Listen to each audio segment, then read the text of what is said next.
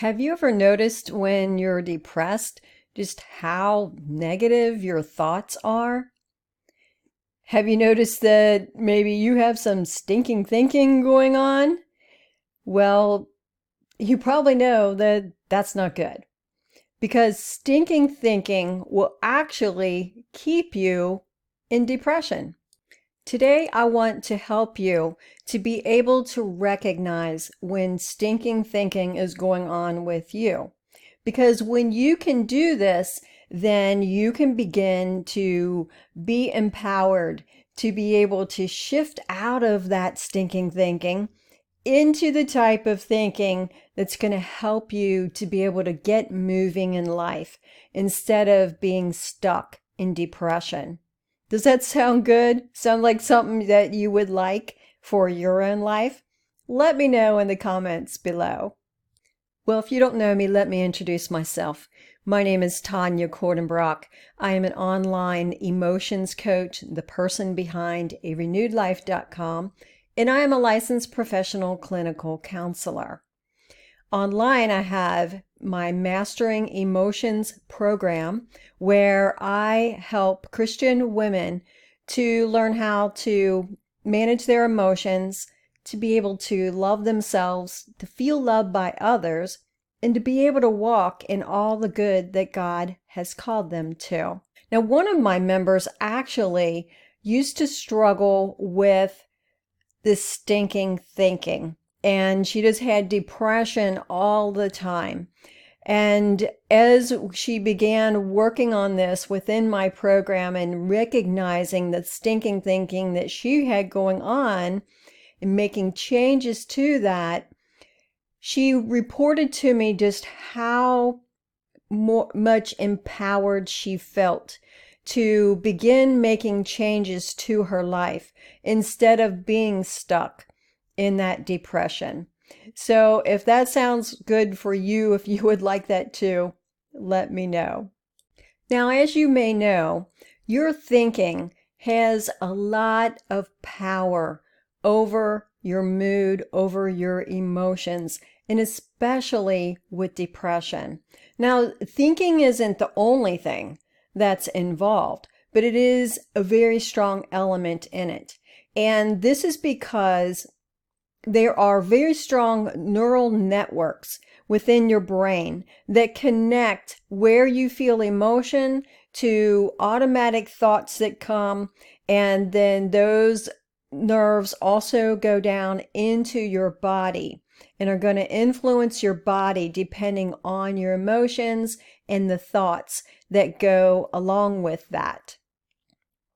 So today we are going to look at, I'm going to give you a list of 6 ways that stinking thinking might be showing up in your life. So get a piece of paper, take some notes, and see if any of these sound like you. Now, the first one to look for is all or nothing thinking. This is a way of just thinking rather black and white about how things are happening and what the meaning is for those things. And an example of this would be if someone says, a friend says to you something negative, something they don't appreciate about you, don't like about you, something that upset them, then you take that as being absolute truth. And there's no room for gray in there for you where you can look at, okay, this piece of it might be true about me, but in general, I'm not that way. And this could, the way this person has responded is also based on what they're feeling, their own history, their own views of themselves. But black and white thinking, this all or nothing thinking, doesn't leave any room for that. It's very much one way or the other. The second one is overgeneralizing. This is when something occurs, an event occurs, and you take it as giving definition to all of you or to the entire situation. For instance, let's say you are trying to learn how to a new skill, learning how to work with a new budgeting software, and you make a mistake. And so then you determine, well, because you messed up, then you just can't do this. You can't learn it. Or perhaps you're talking with some friends and you mess up on something that you said, and so therefore you determine that you're just stupid because you said this one thing, and so then you take it as defining the whole of who you are.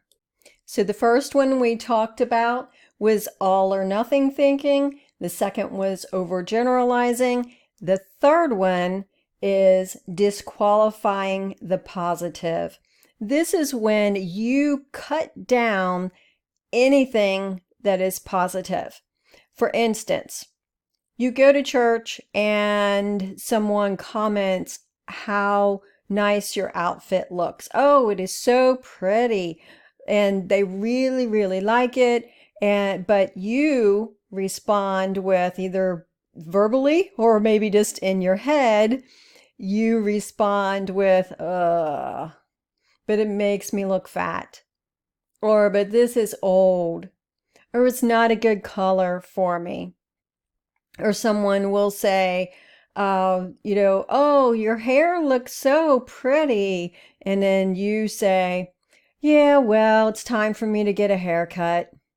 So you cut down those positive elements because of a negative, and then you just don't receive any of that. The fourth one we're going to talk about is mind reading. This is when you believe you know what someone else is thinking or what their motives are. For instance, say your sister is being kind of moody when she's around you and she's maybe having some sharp comments, and so you believe then that that is totally about you and she's upset with you, but you don't check to make sure. You don't verify if the statement that she has made, if she was trying to hurt you or not. You assume that you know, yeah, she said that specifically to hurt you, instead of checking with her and saying, well, did you mean what you said there? Because that kind of hurt. Were you thinking it would hurt me? The fifth one is emotional conclusions. This is when you decide on what you should do based on the emotions that you are feeling, as though your emotions know the total truth about something, about a person or about a situation. For example, if you are at a Bible study and you feel anxious there, then you could conclude that that anxiety means that you should not come to this Bible study. You might even go so far as to say, well, it probably isn't God's will that you are there.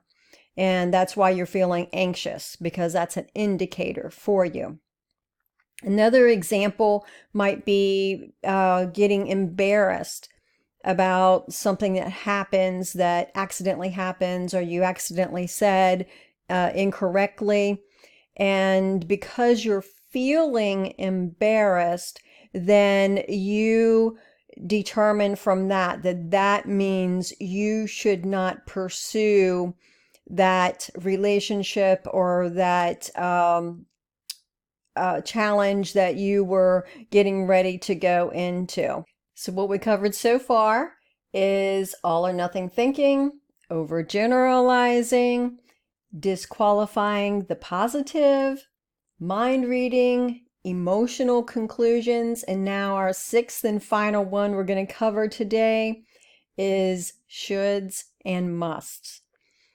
This is when you think about or talk about what it is that you feel like you should have done, as though it would have changed the situation, the outcome of a situation. We see this a lot of times, for instance, with women who get raped, that they think, well, I should not have dressed the way I did, or I should not have talked to that man.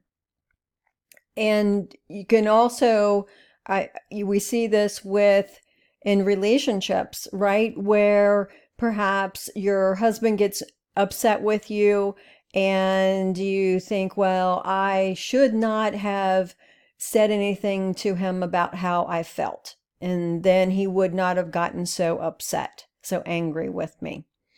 But what that does is it actually leads to shame. And there's a phrase that people use with this, and they say, don't should on me.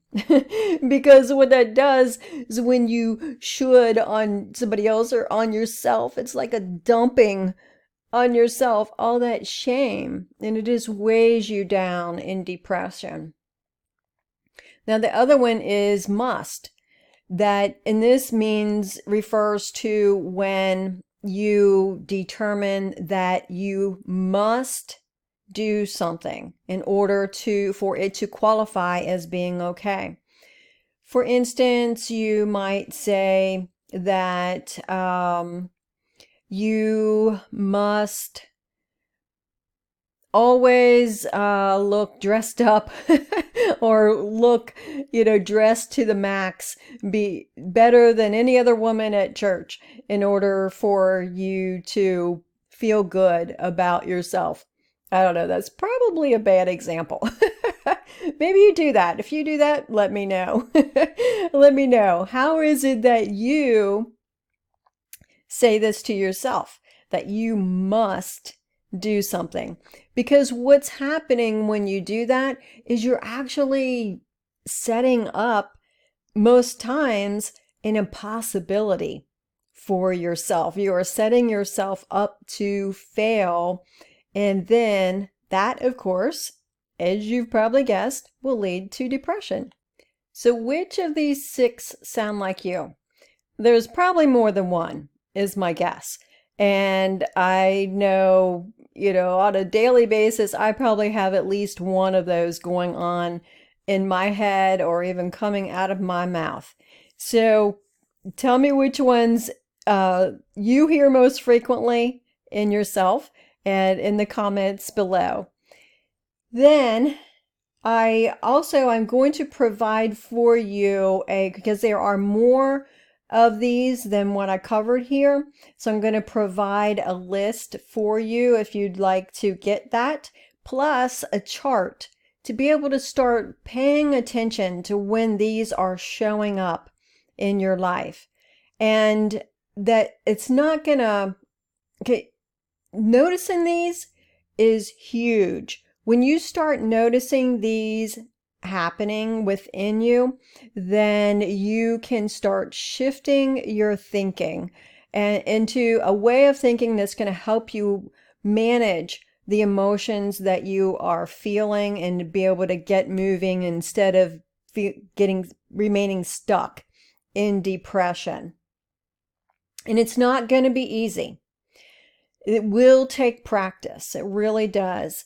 And with my next teaching, I am going to talk some more about this because there are some underlying reasons why you think this way, why these have become so ingrained in you that they pop up without you even realizing you're thinking this way. So I'm going to cover that in my next teaching, and when you sign up for this list and the chart, then you'll get on my email list and you'll be notified when another one comes out, when my next teaching comes out. For now, if you enjoyed this teaching, if you found it helpful, please give me a like or a thumbs up. And be sure to subscribe and share this with others. It's a great help to be able to promote the work that I do, and it's a great way for you to show me your appreciation. Have a great day.